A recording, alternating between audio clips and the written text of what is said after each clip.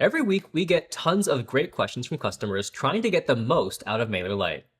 Today, we're answering the most common ones from domain setup to automation triggers, all in one place. First up, domains. One of the things people ask about the most is authentication, why it matters, and how to set it up. You can think of this as proving to inbox providers that yes, it really is you sending the emails and not some spammer. Because you're definitely not using MailerLite to spam people, right? Right? Without authentication, it's like mailing out a package or a letter with no return address. Gmail, Yahoo, and other providers see that and think, it's a bit sus. And then it's straight to the spam folder with you.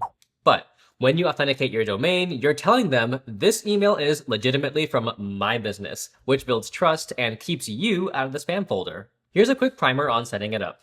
In MailerLite, head to Account Settings, and then Domains. Click Add Domain and enter the email you want to send emails from. Now, if your domain provider is supported, you'll be taken through the easy-peasy automatic authentication step and then be done with it. If not, you can manually authenticate your domain as well, and we've got a tutorial for that you can check out linked in the description. But given that you showed up to office hours, I'll also play the relevant clip for you right here. In the Domains tab, click on Authenticate next to your custom domain. If you're just putting in the domain, click Manually Authenticate Your Domain in the pop-up. If your hosting provider is not supported, you'll be presented with the Manual Authentication window, where you'll be able to go step by step to create the DNS records you need to authenticate your domain. MailerLite will display the name and value fields for your domain's DKIM and SPF records, and keep this page open. You'll need this information here in a moment. Now, head over to your DNS provider's settings page and locate the section for DNS or domain records. Keep in mind that this portion can look different depending on which provider you're using. For this video, we're using Ionos. First, create a new record. This first one will be a CNAME record, as shown in the pop-up. Paste the name record in the host name field and the value record into the points to field.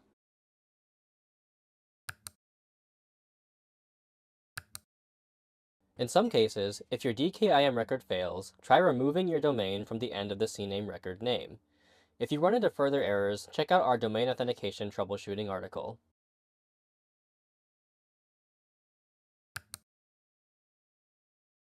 Then click Save. Click Next, Create Text Record. Now we're going to do the same steps, create a new record. This time, select Text Record and paste the corresponding fields.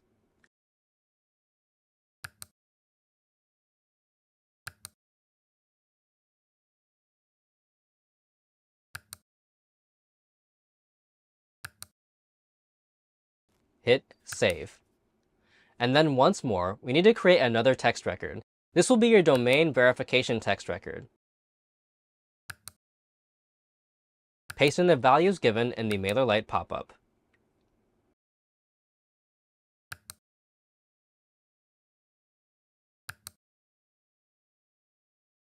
After you've added the records, go back to MailerLite and click Check Records. If everything's correct, you'll see your domain listed as authenticated. And if you don't see it right away, remember that it can take up to 24 hours for DNS records to update. You can always come back and check the status a little bit later.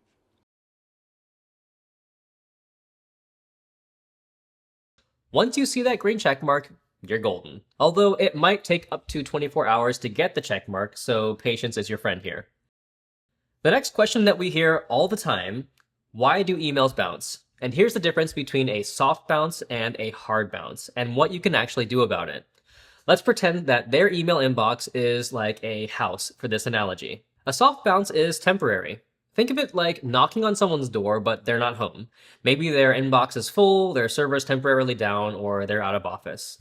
MailerLite will automatically retry soft bounces a few times before giving up, meaning it categorizes them as a hard bounce. And then a hard bounce, well, that's permanent. The email address doesn't exist, the domain is invalid, or they've blocked you entirely. It's like showing up to a house that's been demolished. Not really much point in trying again. The good news is that MailerLite handles both of these automatically. Soft bounces get retried, and hard bounces get removed from your list immediately to protect your sender reputation. You can find hard bounces in your account by going to your subscribers page under the All Subscribers tab after you choose to display bounced subscribers. Now, staying out of spam filters, this is where you have a bit more control. First, your subject lines matter more than you might think. Try avoiding all caps, excessive exclamation points, and spammy words like free money now. Instead, write like you would to a friend, unless you and your friend send spammy texts to each other. And here is the real secret. Engagement is everything. If people consistently open, click, and reply to your emails, then providers will notice. They start treating your emails like VIP mail. But if people ignore you or mark you as spam, then you get on the naughty list. So focus on sending emails that people actually want. Segment your list, personalize it when it makes sense, and please, please, please do not email people every single day unless they specifically ask for that. The best spam filter protection isn't a technical trick. It's being genuinely helpful to your subscribers. When people look forward to your emails, then everything else takes care of itself. We've got a tutorial on using quizzes and surveys to learn more about what your audience actually wants so that they look forward to getting your emails, and you can check that out linked in the description below. Next up is bulk subscriber updates. Maybe you imported a list and need to tweak it, or maybe you want to add information to a bunch of subscribers at once. Here's how it works. First, head to your subscribers section and export the group or list you want to update. When you're setting up the export, make sure to check the custom fields you want to update in the toggle columns section. This ensures that those fields show up in your exported file. Once you download that CSV file, open it up and make your changes. Maybe you're updating phone numbers, adding locations, or filling in custom field data that was previously blank. Just make sure that you're editing the right columns and keeping each subscriber's information in their correct row. When you're done editing, re-import that same file back into MailerLite. Don't worry about creating duplicates because MailerLite is smart enough to recognize existing email addresses and will just update their information with whatever's in your file, rather than creating a new subscriber record. This method works great for updating custom fields, adding missing information, or even removing data by leaving certain fields blank. And since you're not actually creating new subscribers, it's not going to affect your billing. You're just updating existing people. Automations are one of those subjects that will always come up, and rightfully so. They can enable you to do a lot more than you ever could manually, but getting them just right can take a little bit of finesse. And people often ask about triggers like, can someone go through the same automation twice? By default, the answer is no. Once someone completes a workflow, they're done. But there's a toggle for that. When you're creating or editing an automation, look for the checkbox that says allow subscribers to repeat the workflow. Check that box, and then subscribers can re-enter the same automation every 24 hours if they meet the trigger conditions again. And this is going to be perfect for things like abandoned cart reminders, birthday emails, or any automation where it makes sense for someone to go through it multiple times. Now, what if you need to manually restart someone through a workflow they've already completed? You need to think about what originally triggered them to enter. Was it joining a specific group, updating a custom field, or completing a form? If it was joining a group, you can remove them from that group and then add them back in.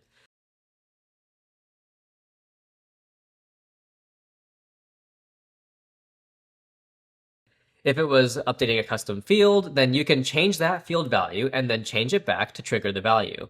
Essentially, you're recreating the original trigger condition. We'll keep doing these office hours to cover your most asked questions as long as you keep watching. But if you want to keep them coming, it helps a ton if you smash the like button and subscribe so you don't miss the next one. And hey, if we didn't hit your specific question this time, just drop it in the comments. We'll try to get to it in the next round. And now, if you've watched this far, I'm gonna assume you already have a MailerLite account. But on the off chance that you don't, and seriously, how did you sit through domain authentication and bounce management without one? There's a free MailerLite account waiting in the description for you. Grab it, send your first campaign, and then come back here with questions. I'll see you in the next video.